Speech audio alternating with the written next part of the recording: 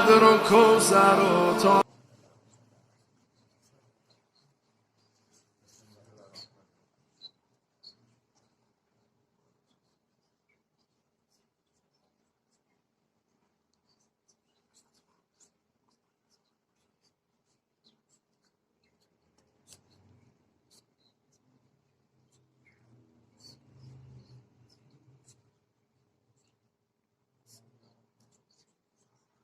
أعوذ بالله السميع العليم من الشيطان اللعين الرجيم بسم الله الرحمن الرحيم وبه نستعين وهو المعين الحمد لله رب العالمين والعاقبة للمتقين والجنة للموحدين والنار للملحدين والمنكرين والصلاة والسلام على سيد الأنبياء والمرسلين خاتم النبيين مولانا مولى الكونين جد الحسن والحسين عبد القاسم محمد اللهم صل على محمد وآل محمد ولا سيما على ابن عمه ووزيره ووسيله وخليفته مقدور بكل غالب غالب بكل غالب مولانا علي بن عبد الغالب اللهم صل على محمد وآل محمد المعجلين الطاهرين المعصومين المظلومين الذين عفى الله عنهم الرسل وأخبرهم تطهيرا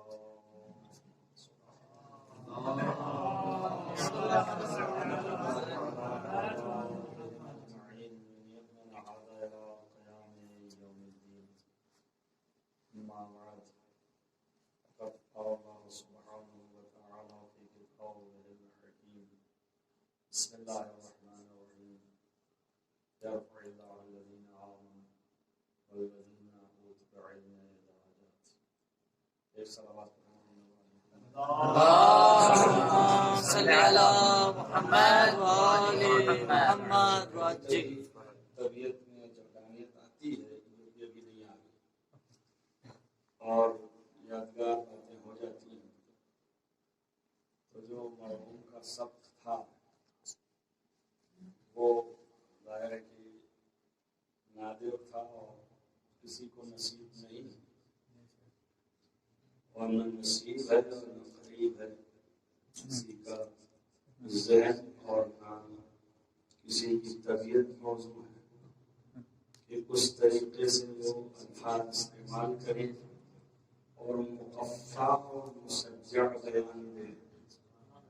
وہ ان کا زمانہ تھا اور ان کے سننے والے دادا بھی تھے اور اشارہ کو جاننے والے بہت سے ہی علوم پر سوال کے دادا بھی تھے جو کہ بارہا ان کی گفتگو کو نقل بھی کرتے تھے جیسے ہمارا بچپنا تھا اور ہم اس قابل نہیں تھے. جب کبھی قرآن پڑھتے تھے ہماری طرف آتے تھے تو ہمارے والد ان کا پیر دباتے تھے تو ہم لوگ چھوٹے سے تھے تو کبھی ہاتھ دکھاتے تھے تو وہ بولتے تھے ننے منے ہاتھوں میں جان ہی نہیں,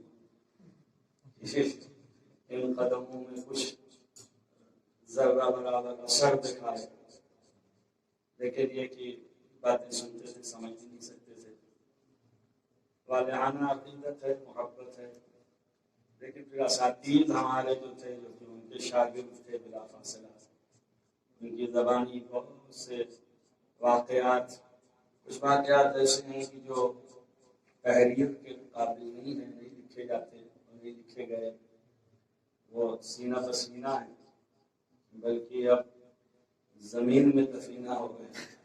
کوئی ہے ہی نہیں ہے کہ جو بیان کرے یا سنائے یا بتائے. ان کے خود جو مراتب ہیں وہ تو الگ ہیں, ہر ایک شیوخ میں ہر ایک شعبے میں الگ الگ مراتب ہیں جو بہت مشکل سے حاصل ہوتا ہے.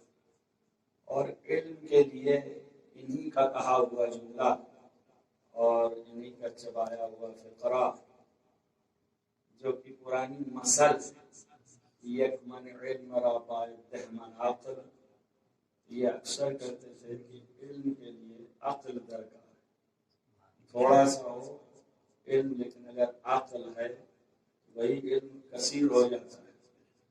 ضرورت نہیں ہے کہ بہت زیادہ بہت سے لوگ ہیں وہ علم زیادہ حاصل کر لیتے ہیں مگر عقل نہیں ہوتی، ظاہر ہے کہ پھر مشکلات پیدا کرتا ہے وہی علم۔ لیکن اگر علم کم ہو اور عقل زیادہ ہو تو مصرف اس کا طریقہ ڈلیوری کا اور بیان کا سادہ زبان میں، لیکن ان کا جو طریقہ تھا وہ نادر اس لیے تھا کہ ہر آدمی کے بس کا نہیں تھا۔ یہ جو قافیہ آرائی کرتے تھے اور اسی میں تلمیح مسئلہ میں ایک تقریر کسی نے مجھے سنائی، بلّہ کی بلّہ والوں میں مجلسیں پڑھا کرتا ہوں امریکہ میں آستانہ زہرا میں، انہوں نے ایک دن اپنے گھر پہ لگائی اور سنائی کہ وہ بلّہ میں مجلس پڑھ رہے ہیں اور وہاں وہ کہہ رہے ہیں کہ جب نغمہ کن بلند ہوا، نہ کوئی نغمہ جانتا تھا ٹھیک سے اور نہ کوئی کن سمجھتا تھا کہ کیا ہے۔ اللہ جو ہے وہ کن کی لفظ، تب اس کو ہم کہا جب نغمہ کن بلند ہوا اور پھر آگے بڑھے ان کا شمیم نے دہانہ کھولا اور پھر اس کے بعد کیا ہوا اور کیا ہوا، خلاصہ یہ کہ مگر کوئی نہ بولا کچھ۔ آخر میں انہوں نے یہی ان کے جملے کچھ نہ بولا، آخر ان کا ایک کاش لکھنؤ ہوتا، اس کا مطلب ان الفاظ میں قیمت لکھنؤ کے سامعین کے بس کی بات تھی، جس سے سلوات بہت زیادہ پڑھواتے تھے۔ یعنی ایک صاحب نے نقل کیا کہ بچپنے سے ان کی عمر اس وقت 93 سال ہے، انہوں نے مجھے بیان کیا ہے کہ میں بچپنے سے ان کی مجلس حیدرآباد میں سنتا تھا اور مجلس میں بیٹھ جاتا تھا، صرف سلوات گنتا تھا، اور کم سے کم ایک مجلس میں 1 گھنٹے سوا گھنٹے کی مجلس اگر بہت چھوٹی ہوئی، اگر بڑی ہوئی تو 2 گھنٹے 2.5 گھنٹے کی مجلس ہوتی تھی۔ ظاہر اس میں زیادہ حیرت نہ کیجیے، ایک عالم دین اور تھے حکیم اعظم صاحب الہٰباد میں رہا کرتے تھے، وہ تھے مظفر نگر، وہ 8 گھنٹے سے کم پڑھتے ہی نہیں تھے۔ اور الہ آباد کا مشہور اشراف جو جامع مسجد ہے وہاں ان کا مشہور اشراف، تو لوگوں کو اجازت ہوتی تھی کہ وہ 20 چھوڑ کے چلے جائیں اور کھا پی کے پھر سے آ جائیں۔ تو جو لوگ برابر رہتے تھے مجلس میں، کچھ لوگ تو سلسلہ تقریر کا جاری رہتا تھا۔ حکیم تھے فن کے اعتبار سے اور عالم تھے، پہلے زمانے میں یہ بھی طریقہ تھا کہ علم دین کے ساتھ ساتھ جو ہے علم حکمت بھی پڑھتے تھے، تو اکثر علماء حکیموں میں سے بھی ہوتے تھے۔ خطابت جو ہے وہ یوں ذکر کر دیں، ذکر اہل بیت کے لیے کوئی خطابت کی شرط نہیں، ذکر کرنے کے لیے بہت سے لوگ ذکر کرتے ہیں۔ ابھی یہ نام لے رہے تھے ذاکرین تھے، ان کا علم سے کوئی تعلق نہیں تھا، عالم نہیں تھے، مگر ذاکرین کے لیے ایسے تھے کہ آج کے علماء سے بہتر تھے۔ علمی الفاظ اور باتیں، آپ رشید قرادی کوئی عالم دین نہیں تھے، کہیں کسی نے مدرسے کے پڑھے ہوتے تھے اور نہ ہی کوئی اس طرح کا باضابطہ ان کے پاس، ایک استاد تھے ان کے، اور مولوی حبیب حسین صاحب ان سے انہوں نے پڑھا، اس کے بعد خود کی کاوش اور محنت، اور پھر اس کے بعد نجف گئے زیارت کرنے، وہاں محسن حکیم اعلیٰ مقاموں کے پاس گئے، انہوں نے ان کو کچھ ان کے مراتب بھی لکھ کے دیے اور کہا کہ میں توصیہ کرتا ہوں کہ تفسیر کو زیادہ کام اور کرو، اور وہ فنکار خطیب تھے اور الفاظ ان کے آج بولتے ہیں تو لوگ سمجھ نہیں پاتے، ایسے الفاظ ان کے تھے جبکہ وہ سادہ بولتے تھے۔ آپ سوچئے کہ حسن صاحب جو ہیں سادہ نہیں بولتے تھے، قافیہ جو ہے پھر اس میں عربی کے الفاظ، فارسی کے الفاظ، پھر اردو کے الفاظ، اور قافیہ در قافیہ۔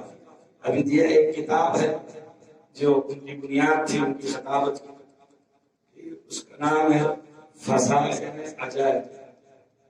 فضائل عجائب جو ہے یہ اعلیٰ ترین کتاب ہے۔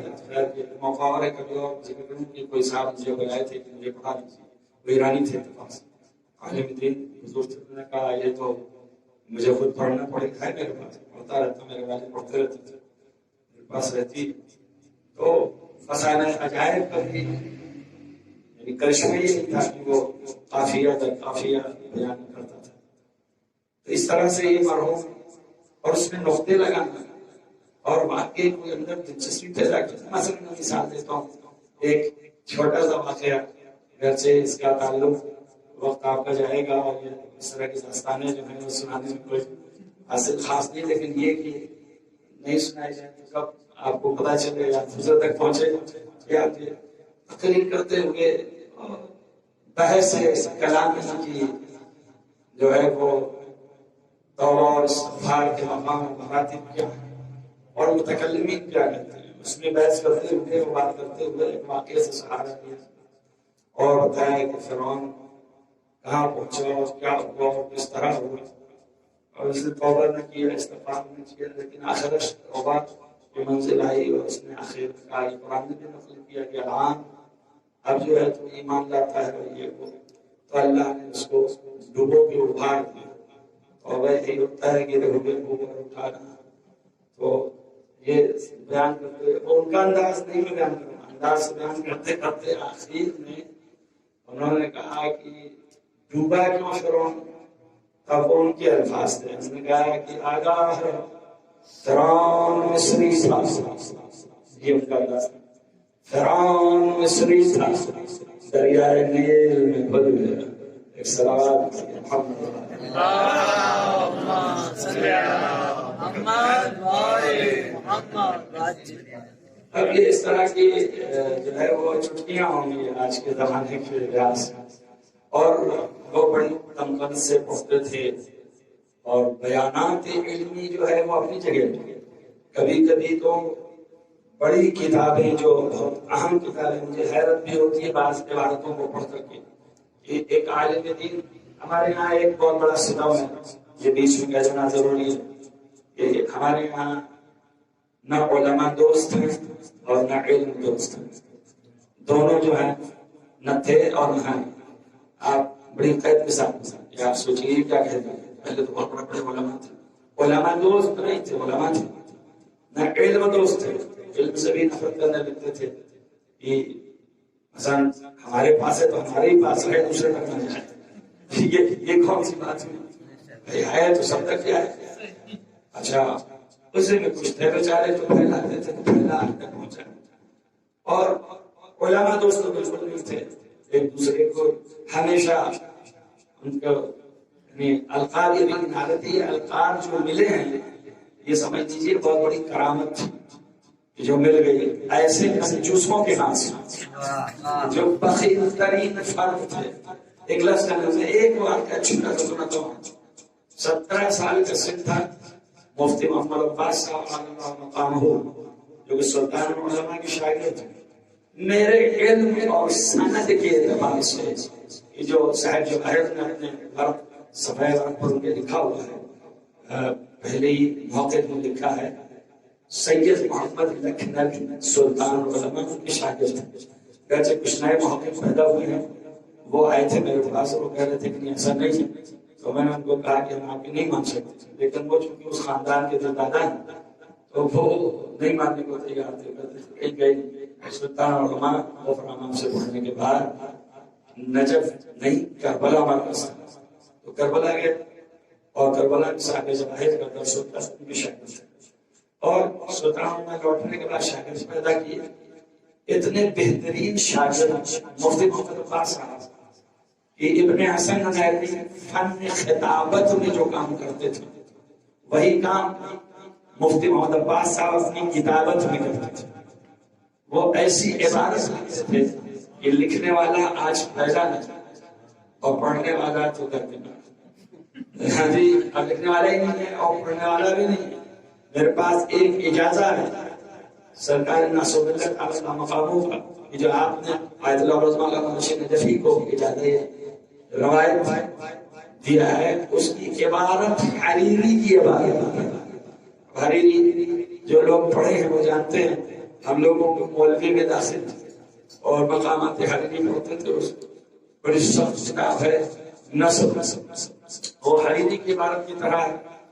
اگرچہ اس اجازے کی عبارت کوئی صحیح نہیں. ابھی میں نے پہلے اس میں ابھی سے پہلے ذکر کیا کہ ہمارے استاد تھے ضیاء المعزین حضرت آیت اللہ محمد صاحب اللہ عزیز بھی تھے، اور اسی کے تحت مجھے پڑھاتے تھے. جتنا پڑھاتے تھے لکھ دیتے تھے ہمارے پاس تحفہ. تو وہ کرتے کیا تھے کہ سلطان مدارس کی ڈگری ایسی ہے کہ صحیح عبارت نہیں پڑھ سکتے. عبارت اتنی سخت ہے، صحیح کہنے کا مطلب زیادہ پیش ہے اس کی گرامر کے حساب سے. تو وہ بیچارے 10 خط 5 آدمی کی ہوتی ہے ڈگری، 5 آدمی گواہی دے یہاں صدر الفاضل ہیں. تو ہمارے زمانے میں تعلیم تھے، اس زمانے کے فارغ ہو جاتا تھا ان کے پاس لکھے کہ دستخط کر دیں تو وہ کہتے تھے بیٹا پڑھو. ہاں بیٹا پڑھو.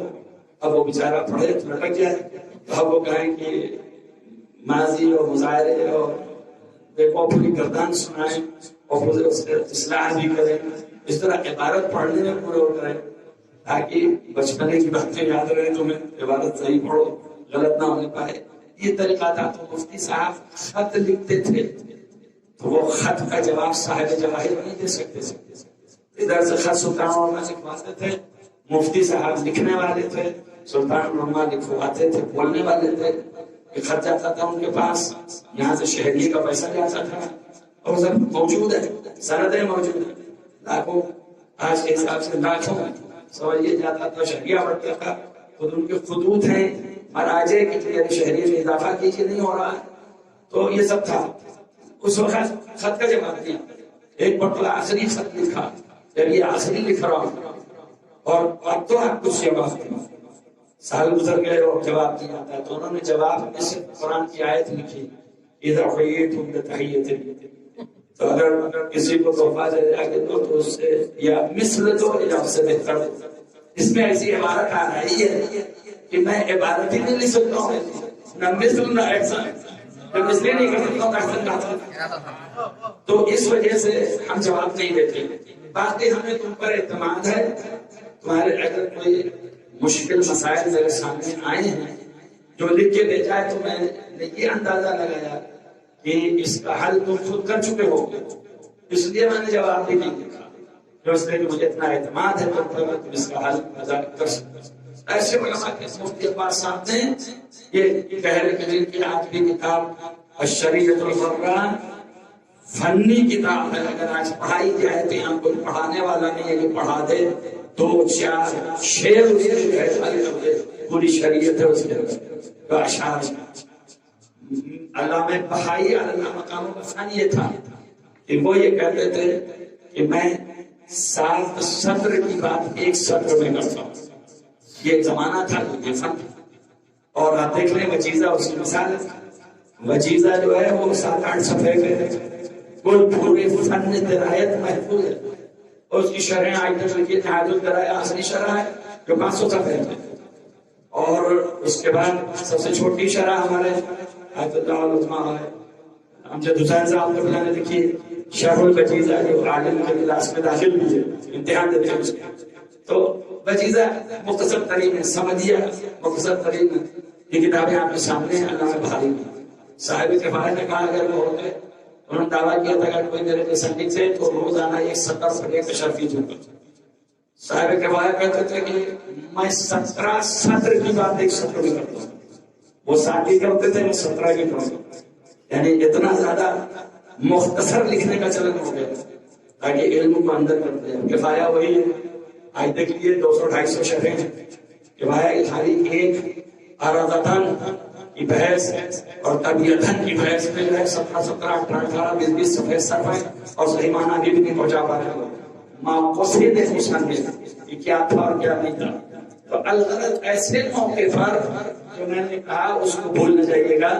علماء کی قدر نہیں تھی ماننے کے بعد آج قدر کر رہے ہیں. آج بڑے بڑے فضول کہہ رہے ہیں اللہ نے علی الاطلاق آیت اللہ علی الاطلاق حضرت آیت اللہ وہی تھوڑا سا نہیں عالم یہ 28 برس میں نے جب رسائل کے پاس پڑھا انہوں نے اعلان کیا کہ اگر مجھے عرض کر سیرہ قبول کرم آیت اللہ علامہ امیر حامد حسین علی الاطلاق یعنی اعلیٰ وحید کا کسی کا کہنا بہت مشکل کام ہے، آگے میں کچھ کر نہیں سکتا ہوں، استاد نے احترام ظاہر ہے کہ کسی قبول نہ کروں، لیکن آپ دیکھیں 17-18 برس کا سن ہے اور مجتہد ہو چکے ہیں، سند مفتی عباس صاحب نے ان کو دیا ہوا ہے، جناب سید حسین علی اللہ مقام علی مکان وہ فرما کے بیٹے انہوں نے سند دیا ہوا ہے، ان کو اشتہار کیا۔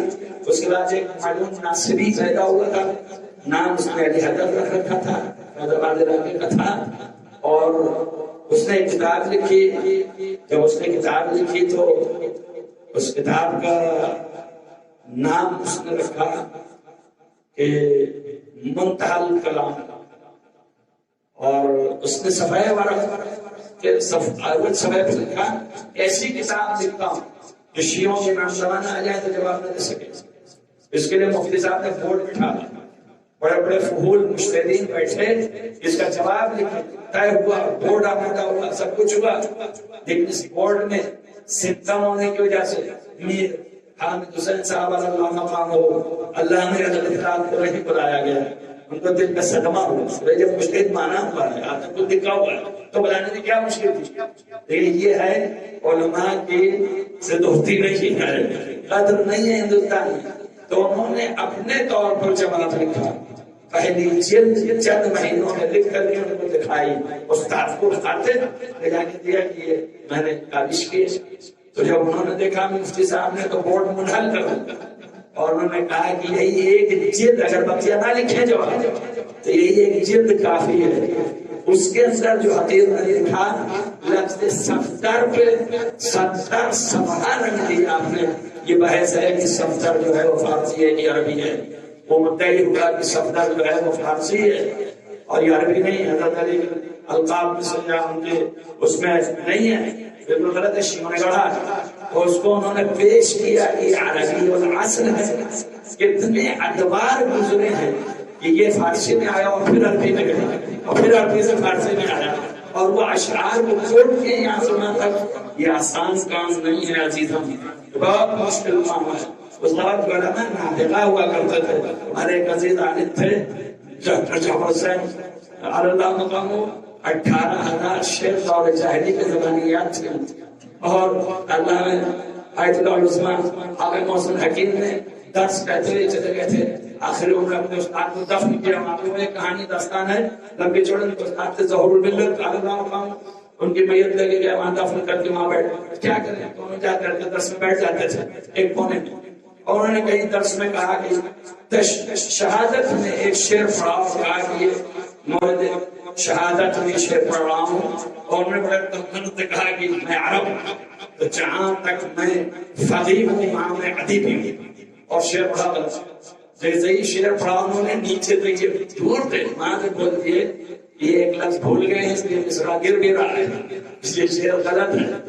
ان کا غلط نہیں صحیح ہے، ان کا نہیں غلط ہے، یہ ناصر ملت کے شاگرد تھے، یہ نجم ملت کے شاگرد تھے، ان کا یہ غلط ہے، ان کا غلط نہیں، شعر صحیح ہے، ان کا یہ لفظ نہیں ہے، اور اگر آپ اتنے بڑے ادیب ہیں تو بتائیں یہ کس کا ہے؟ محسن حکیم صاحب عالم تھے، انہوں نے کہا کہ یہ نام میں نے حفظ کیا تھا مگر بھول گیا، انہوں نے کہا کہ یہ شعر فلاں کا ہے، دور جاہلی کا تھا، 70 بند ہیں اس میں، اور سب زبانیات تھے، شروع ہو گئے پڑھنا، وہ ممبر سے نیچے اتر آئے، انہوں نے کہا آنتا دکتر جعفر حسین، تو مسکرایا کہا کہ آپ یہاں کیا کرنے آتے ہیں؟ پھر لوگوں کو بتایا کہ یہ اساتذہ میں مجھے افتخار ہے میں ان کے پاس درس پڑھوں، یہ اتنے بڑے بلند پایا استادوں کے شاگرد ہیں، یہ مراتب پہنچے، ایسے ایسے علماء۔ اب آپ سوچئے کہ جب اس طرح کے ہوں، اب اس میں کوئی جو ایسا نکل آئے کہ جس کو پھر اتفاق سب نادر سمجھ گئے، یعنی اپنے زمانے کا نادر، کہ جو 18,000 شریعت کرنے والا ہے وہ بھی ان کو ادیب مان رہا ہے۔ وہ سید حسن صاحب یہ بیان کر رہے تھے، مولانا سید حسن صاحب بیان کر رہے تھے، مولانا سید حسن صاحب اللہ مقام ہو مجتہد مطلق، اور ان کی میں جس کمرے میں رہتا تھا سکرہ مدارس میں کتاب رکھی ہوئی تھی جو ہم تھی، خود صاحب جواہر ایک کچھ اس کے اوپر نقد و انتقاد تھا فقہ میں، اور وہ مشغول الواعظین کے استاد قرار پائے، اپنے استاد حاج ملت کے بعد پرنسپل وہ ہوئے. مولانا ابن حسن صاحب سے بزرگ تھے اور یہ خود تھے، لیکن ان کا شعرا تھا، رئیس المتکلمین تھے. بنیاد خطابت جو آج کل ہم لوگ لوٹی ماری کر رہے ہیں، یہ خطابت کی بنیاد انہوں نے رکھی. اس سے پہلے ایرانیوں کا ایرانیوں نے بدل گیا ہے ماشاءاللہ سے، ان کے اندر تحرک آ گیا، ورنہ یہ تو آتے تھے ممبروں پہ قرآن کی آیت پڑھ دیا، اب رکن فتح ہونا، اور پھر اس کے بعد شعر پڑھے، اور پھر اس کے بعد تھوڑے سے مسئلہ شریعہ، اور پھر ام الحسین، اور اس کے بعد مسائل وغیرہ پڑھنے لگے، اور اس کے بعد مسائل کے بعد نیچے اتر آئے، مجلس تمام ہو گئی. رویا تو بلا سے نہ رویا تو بلا سے. ہمارے یہاں کیا ہے کہ کلیجہ نکال دیتے بقول شخص ثابت کرتے ہوئے کہ لے آپ ہندوستانی پاکستانی تو جب تک امام حسین کو واقعی ذبح نہیں کر دیتے تب تک مانتے ہی نہیں. یعنی ہم اس قدر مسائل میں شدت کرتے ہیں کہ اگر سخت سے سخت دل بھی ہو تو گریہ کر بیٹھے. تو میرا یہ فن انہوں نے ایجاد کیا، سید حسن صاحب کے کام ان کے زمانے میں انہوں نے اس سلسلہ شروع کیا اور فرق بتایا. آج بھی جو انٹلیکچوئلز ہیں، کل میں دیکھ رہا تھا ایک کلپ آئی، ایک پروفیسر محترمہ تھی، وہ بیان کر رہی تھی کہ آج کے دور میں لوگوں کو تقریر کا فن ہی نہیں معلوم کہ تقریر کسے کہتے ہیں. تقریر کے معنی یہ ہے کہ امکانات پر بحث کیے جائیں، یہ فرض کر لیں کہ یہ ممکن ہے کہ نہیں ہے، یہ ہوگی فلسفی بحث. اب اسی موضوع پر فلسفیانہ بحث کریں، دلائل لائیں، اور پھر وجود جو ہے امکان سے پڑھ کر کے سب سے عدل و دلیل پھر وجود کو پیش کریں، اور پھر اس طریقے سے اپنے مدعا کو پیش کرتے کرتے دلائل عقلیہ قائم کریں. کیوں؟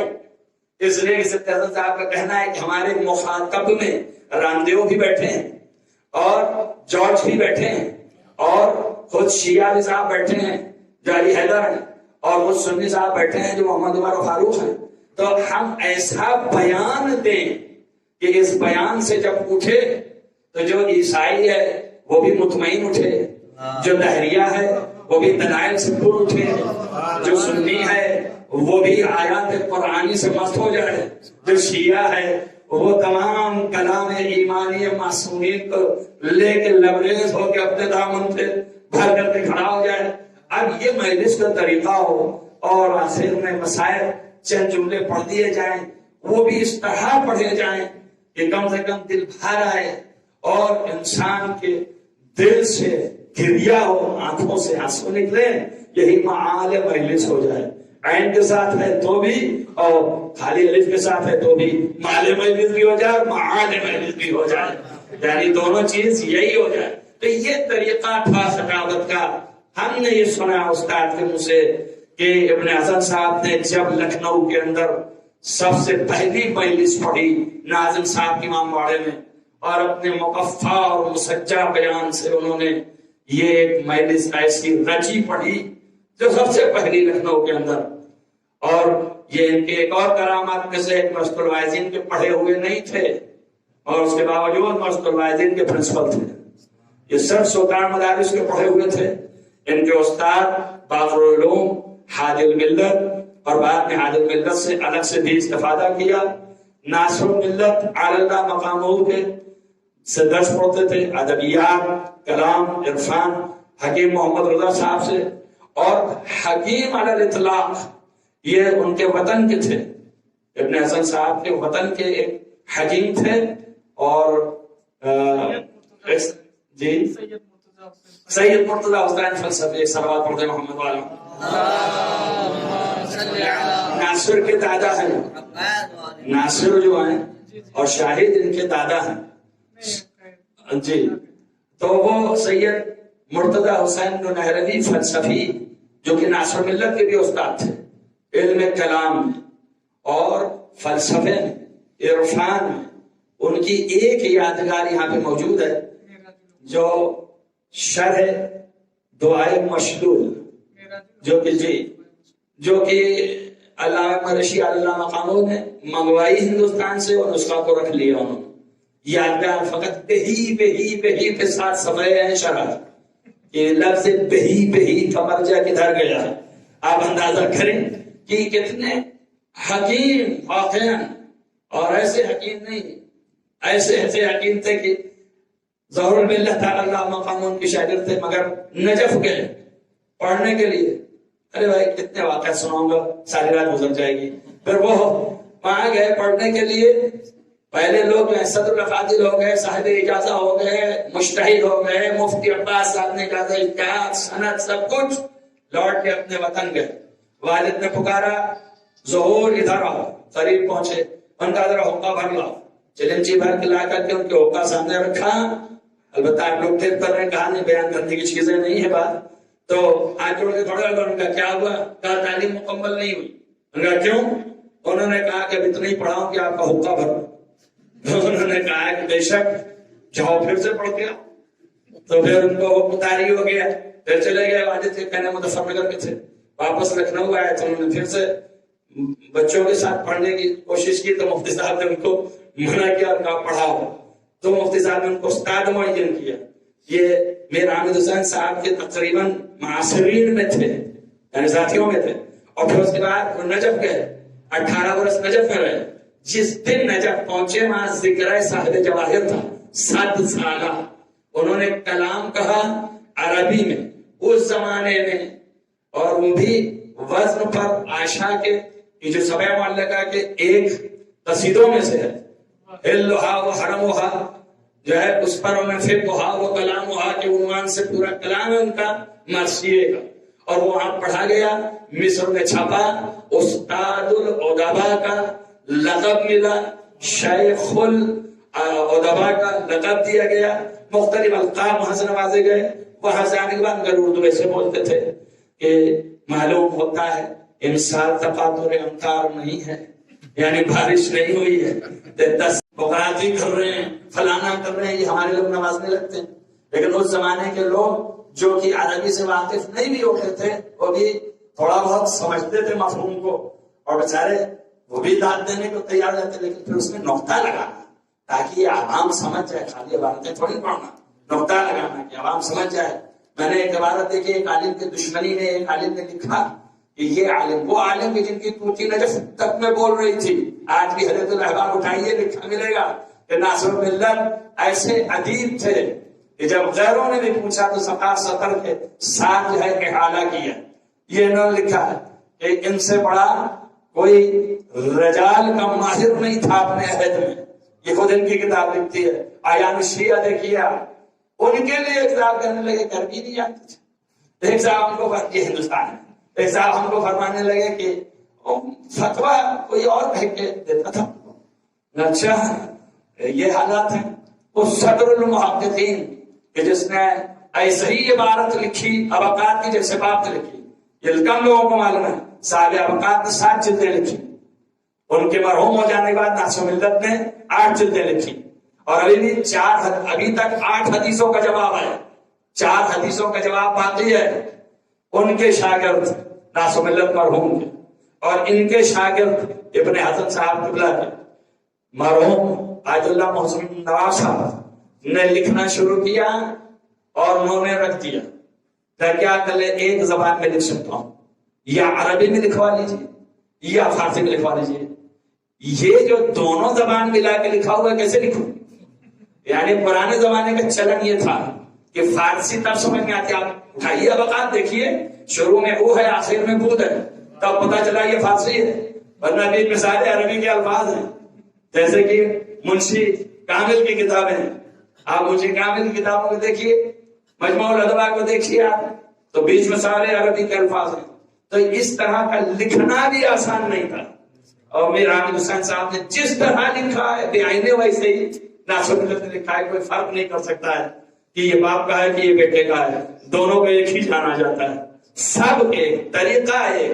تو یہ ہے کہ الولد سر لابیہ, بیٹا بالکل باپ کے قدم بقدم تھا.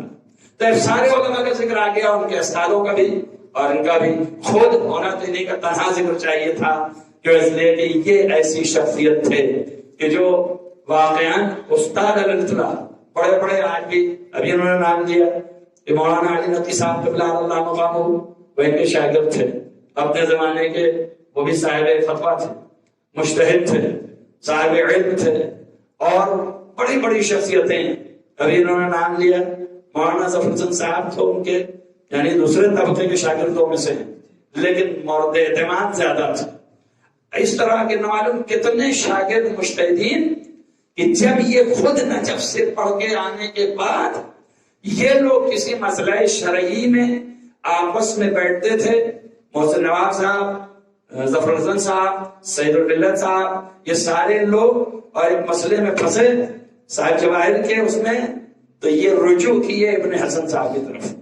تو ابن حسن صاحب نے مسکرا کے کہا بھائی ہمارے پاس کیا ملے گا کہ تم لوگ آئے ہو. اب اس زمانے میں آئے جب میں دنیا سے جا رہا ہوں، بوڑھا ہو چکا ہوں، لیکن اس مسئلے کا حل جو انہوں نے بتایا علمی اعتبار سے اور دلائل قائم کیے، یہ لوگ دنگ رہ گئے. یعنی یہ سب شاگرد تھے، زمانہ گزر چکا تھا، نجف سے پڑھ کے آنے کے بعد بھی ان کے اندر کوئی کمی نہیں پائی. ان کے حالت فقہی یہ تھی کہ جواہر جیسی کتابوں پر نقد کی نگاہ تھی. آپ اندازہ کریں یہ آسان نہیں ہے. اس پہ نہ جائیے گا، ہمارے یہاں پوشاک بدلتے رہتے ہیں، تو ٹوپی لگا دیا تو آپ سمجھے کہ ٹوپی والے تھے. یہ ٹوپی اور امامہ کی بحث نہیں ہے، بحث علم کی تھی. علم کتنا ہے، ٹوپی امامہ نہیں دیکھا جاتا تھا. تو کوئی بھی لباس کبھی پہن لے، اہل سنت تو بہت ساری ٹوپی ہی پہنے رہتے ہیں، تو مطلب عالم نہیں ہو، پکے عالم ہے، دھوکہ نہ کھائیے گا. یہ امامہ لگانا تھوڑی دلیل تھی. یہ صرف جو ہے لباس وباس کا تو اپنی جگہ پہ پہننا چاہیے، مستحب ہے، وہ الگ چیز ہے، لیکن علمی مراتب جو ہیں اس کا جواب نہیں ہے. بس مختصر لفظوں میں یہ ہے کہ نادرۃ الزمن سید ابن حسن اپنے لقب کے اعتبار سے بالکل نادر تھے. ان کے القاب تاج الواعظین، علامہ، یہ سب کچھ ہے.